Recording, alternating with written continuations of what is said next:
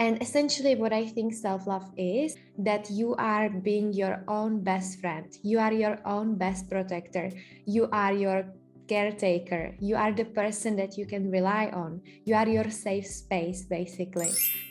Hello, beautiful people. Welcome to my video. Today, I will be talking about self-love, why it's important, and how you can boost your self-love. Self-love plays such a big part in my life. And when I learned to practice self-love, it completely changed the game for me. So let me start by telling you my story. I used to be a person that was beating myself up a lot. Oh my god, you just said it wrong. Again. I had a very strong inner critic in my head that was telling me that everything I do is wrong, everything I decided is wrong, everything I told someone is wrong. And this voice in my head was very loud. And I still hear it sometimes, of course, and I think it will be with me until the rest of my life. But what changed is that I learned to switch this voice into more self-loving, kind voice. And essentially, what I think self-love is that you are being your own best friend. You are your own best protector. You are your caretaker. You are the person that you can rely on. You are your safe space, basically.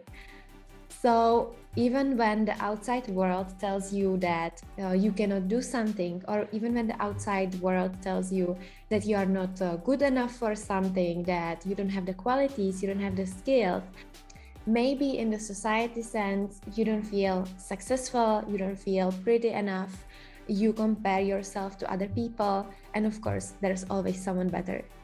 This is like never-ending thing, we will always find someone who is better at something. So unlearning the comparison, shifting into self-love, comparing yourself only to the version of yourself that you were yesterday, acknowledging your wins, acknowledging your progress, acknowledging your efforts, even acknowledging your positive energy that you give outside to the world. These all are such big part of self-love. One of the things that completely changed the game for me was unlearning people pleasing. So I was always the person that helps everyone else. I think I used helping everyone else as a distraction technique, actually. So instead of going within and fulfilling my own needs, I would go out and look for people that I can fix, look for problems that I can solve for them. And in this way, I was constantly seeking validation. I was like expecting the happiness to come from the outside to me, right? To come back. But now I see that if I learn to give myself the happiness, if I learn to take care of my own needs, if I learn to be my own best friend, then I can also do it for other people, right? This is the saying, you can never pour from an empty cup, and this cannot be further from the truth. Because if your cup is full, if you take care of yourself, if you feel happy, if you feel fulfilled, then you just radiate this energy outside and people just get it from you. And this helps them the most. This helps them even more than if you would be exhausted and would go out of your comfort to help out to them, So taking care of yourself is just essential part of self-love and self-care. I also used to fall into the trap. When I achieve this, I will allow myself this. And I would always postpone fulfilling my needs for later. I would say, for example, I need to get that job or that gig. I need to create this many videos and have this many followers. I need to have this body shape. And then I allow myself to buy nice clothes for workouts. And then I allow myself to go for this nice vacation. And then I will sign up for this dancing class that I've always wanted to go to. It was only like after I do that, I will reward myself. And although this approach may be good in habit building, that you reward yourself after each thing that you do correctly, if you do it constantly and if you constantly set higher and higher goals and never reward yourself, then you are in a rat race for something that doesn't even exist, and you don't build the habit of making yourself happy in the process, right? So you cannot wait until this big promotion to make you happy.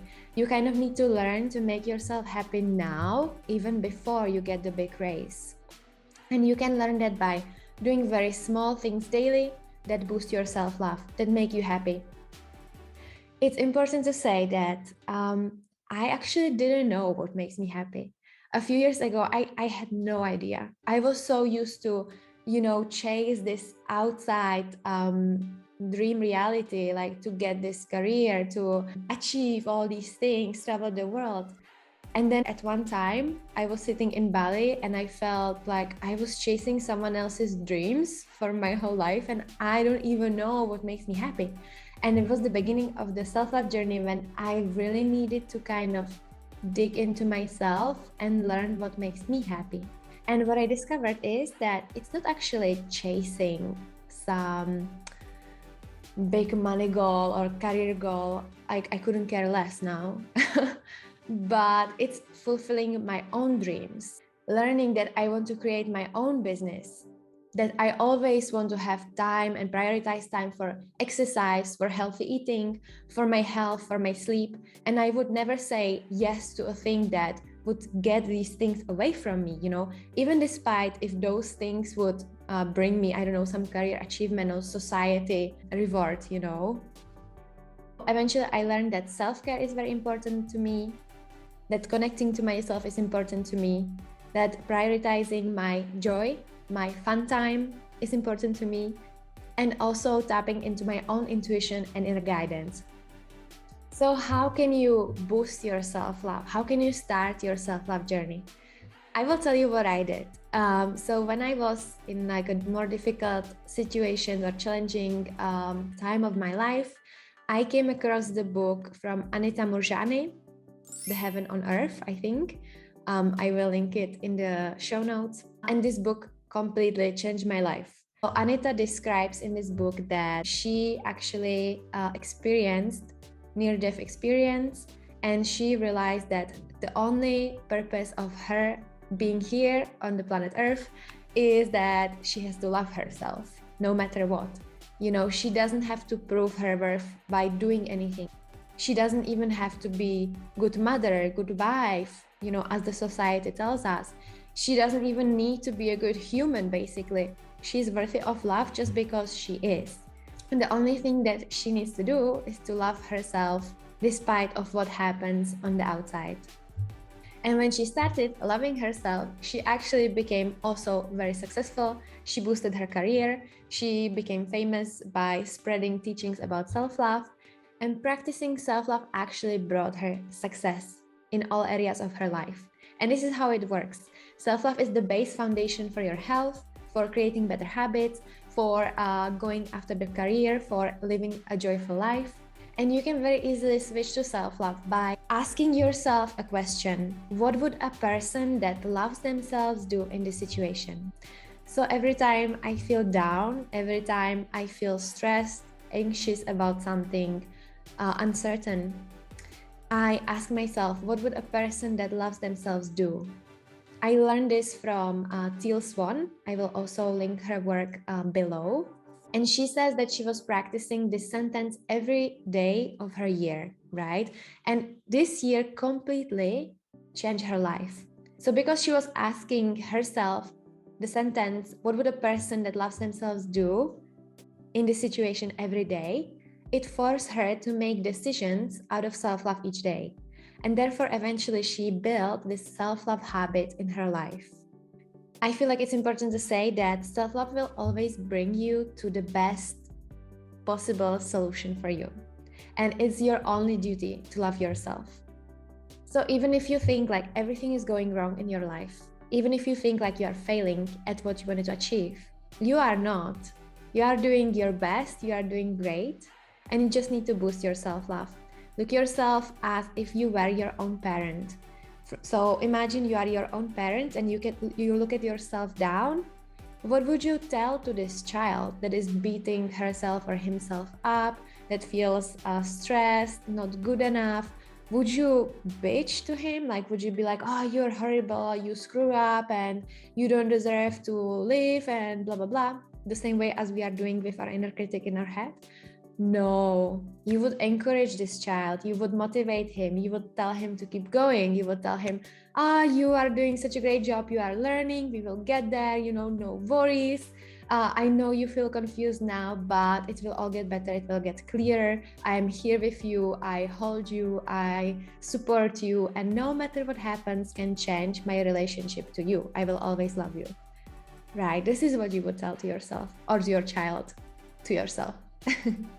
So let's ditch all the rules, what we should do, what we were supposed to achieve, how we are supposed to look like, what body type we should have, what partnership we should be in, what career we should have. Let's ditch all of that and really dive into what we actually want.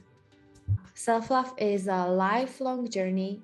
It is not something that switches overnight, that you just tell yourself, now I will love myself, No, no, no, no, no.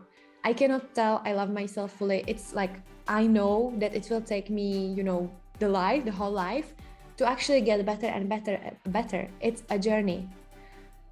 So just, we can keep getting better and tweaking to more self-love each day, but know that we will never arrive. The inner critic will always be there.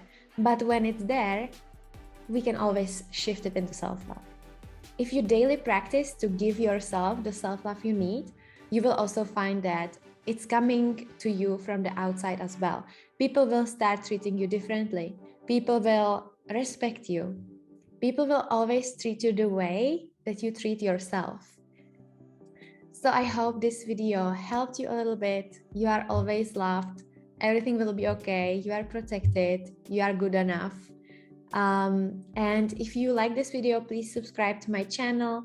Let me know what you think in the comments, and I cannot wait to see you next time. Have a beautiful day. Bye bye.